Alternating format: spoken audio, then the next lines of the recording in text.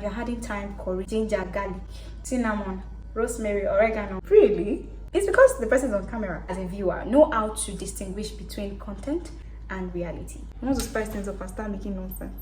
There's this thing I want to address, what I would consider as doing too much. The fact that some people feel like there's some recipes that they can't try out. The fact that they'll be like, oh, the area I'm leaving, I can't find this type of ingredients. What is all those big ingredients that you are calling for people just because you want to make content and you want things to, look more spicy? If they're doing it for content, then I'm okay with it. But the fact that the audience that are consuming the content will think that that is how they do in normal life, which is wrong.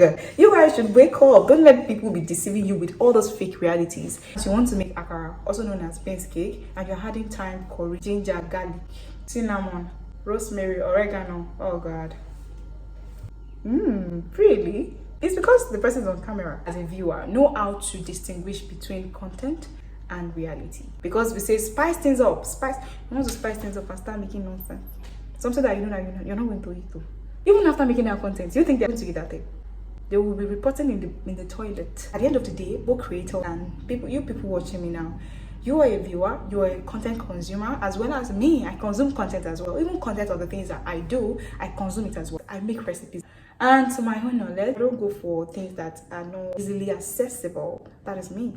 It just tastes nice. Trust me. It's the best tasting meals, the best tasting puff, the best tasting snacks, the best tasting food are the ones made with simple ingredients. Not the one that they have poured a lot of things inside.